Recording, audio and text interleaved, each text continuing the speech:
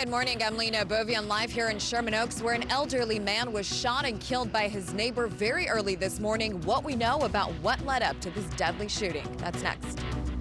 Good morning. I'm Frank Buckley. 6 masked suspects still on the run this morning after burglarizing several small businesses at a local strip mall over the weekend. We're live with the latest. I'm Eric Spielman. U.S. fighter jets shoot down 3 objects in 3 days. What are they? What are they doing? And who sent them? The latest coming up. Good morning. I'm Jessica Holmes. Super Bowl 57 came down to a nail-biting end. We're going to have highlights of the big game, the surprises, and what gave us the feels. Good morning, everyone. It is the new hit dramedy everybody's talking about. It's called Shrinking, and coming up, we talk to the show's star, Krista Miller. She joins us live in entertainment. Stay tuned.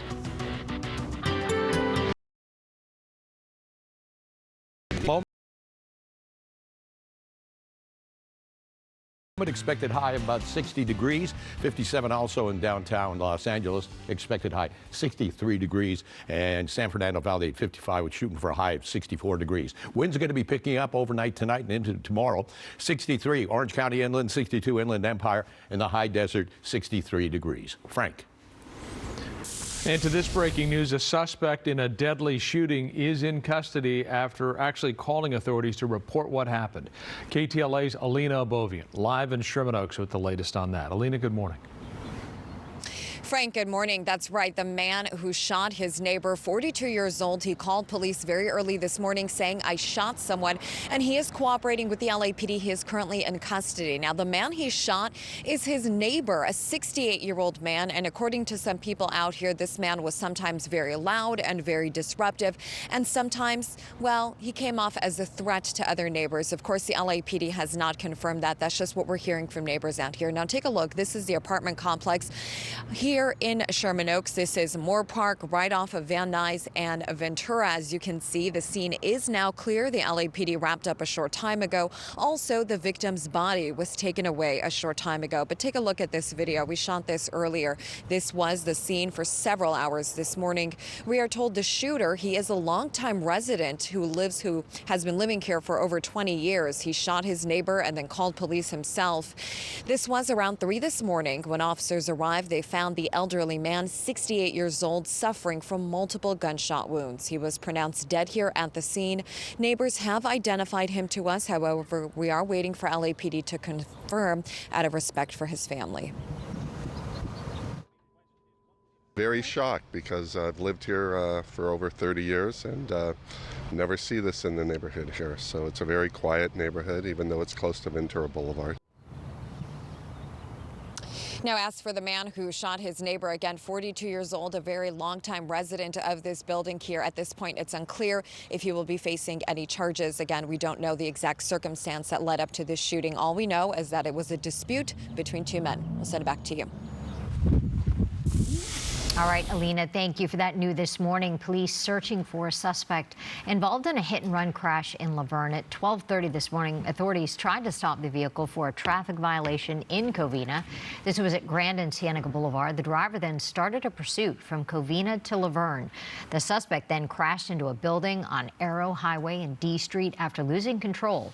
2 suspects were taken into custody. A 3rd suspect remains at large. In Seal Beach, the search continues for a reckless driver who smashed into another car, injuring 5 people. The car was speeding down Seal Beach Boulevard and Main Street Saturday night before hitting a sedan. 3 17-year-old girls and 2 adults were inside that vehicle. All were taken to the hospital. The adults have been released. The teenagers remain hospitalized. Surveillance footage doesn't show the moment where the suspect crashed his car again into a bus stop before leaving the scene. But we talked to one witness who rushed to help the victims right as that suspect took off. It's like I had no shoes on. I just ran across the street and I ran to him first, the first car I saw. And he just took off running, so I left him alone and I went to the other car on the one that got hit. He caused the accident and he didn't have no care for anybody's life. Police say the suspect is a man around 20 years old, last seen wearing a maroon T-shirt. If you've seen him or you know anything about the crash, you're asked to call the Seal Beach Police Department.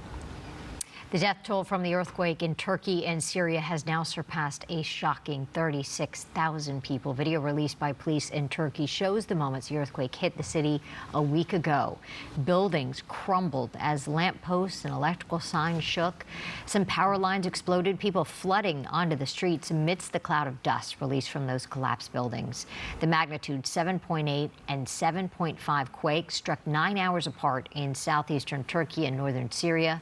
On February 6th, sadly, the death toll is expected to rise even higher as rescue teams search through the rubble.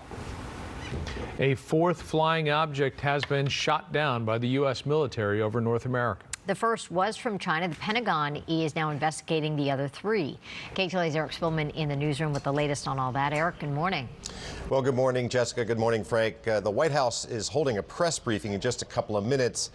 This topic will definitely come up. President Biden still hasn't made any remarks about these objects. Pressure is growing on him to explain what they are, who sent them, and what they were doing up there in the sky. But when he left church yesterday, he did not respond to questions from reporters. Mr. President, do you know who sent the object? Were you able to recover it yet? Was it a balloon, Mr. President? The latest unidentified flying object was observed over Lake Huron yesterday, somewhere between Michigan and Ontario. It was first spotted over Montana on Saturday.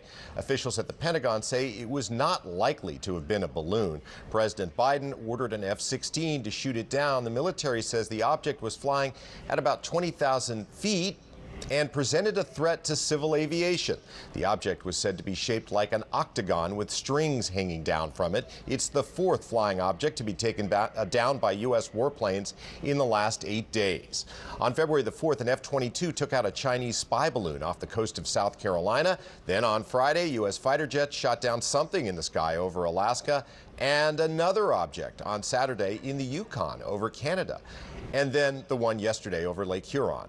Lawmakers are demanding answers.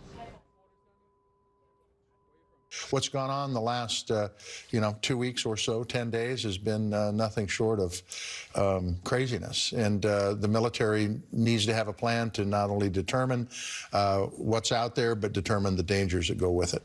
The Chinese spy balloon was allowed to travel across the continental U.S. for a full week before it was finally taken out. After that, NORAD, the North American Aerospace Defense Command, adjusted its radar system to make it more sensitive. That could explain why more of these objects are being detected, or perhaps whoever is sending them could be sending more of them to test U.S. capabilities. Officials at the Pentagon say they're just not sure. Senator Dan Sullivan of Alaska spoke to Fox News this morning.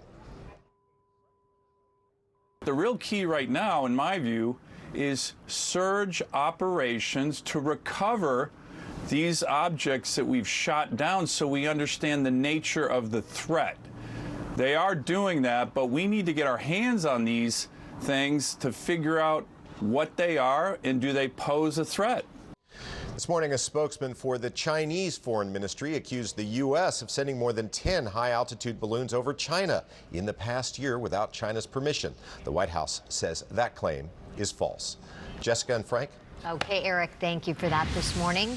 On to Super Bowl 57. It turned out to be a thriller. One of the game's biggest plays came in the second quarter with Philadelphia driving to take control. Hurts on a quarterback draw. Nowhere to go. The ball is loose. Sitting on the turf. It's picked up by Bolton. No one in front of him is going to score. Nick Bolton's 36-yard return of a Jalen Hurts fumble tied the game at 14. This game would go back and forth for 3 quarters until the Chiefs engineered a game-winning drive late in the fourth. 11 seconds to play, Harrison Butker kicked the game-winning field goal to give Kansas City its second Super Bowl title in 4 years. Patrick Mahomes tossed 3 touchdown passes for the Chiefs and was named the game's MVP. We just challenged each other, man, to leave everything out there. And I don't want to say we played tight in the first half, but you didn't see that same joy that we play with. And I wanted guys to just know that everything we worked for is for this moment. You have to enjoy this moment. You can't let the moment overtake you. I thought the guys did that in the second half, and they fought to the very end. After the win, Patrick Mahomes celebrated on the field with his family, wife Brittany Lynn and daughter Sterling. Mahomes will be in Southern California today. Like all Super Bowl MVPs, he's taking the now traditional trip to a Disney park for a parade. This year, it's at Disneyland. I can't wait to see the commercial. Yes, that's always that fun. is You very just won the Super Bowl. Yeah. Yeah. What are you doing next? What are you doing next? I'm going to Disneyland. Yeah. All right, good morning, everyone. And we are looking at some cool temperatures headed our way over the next couple of days, and windy conditions also. Low snow levels accompanying those winds and the windy conditions. Temperature right now, 60 degrees. It's 4 degrees warmer than it was yesterday at this time. Relative humidity at about 57%. Looking at the Mount Wilson shot right there, some clouds in the distance. Yesterday,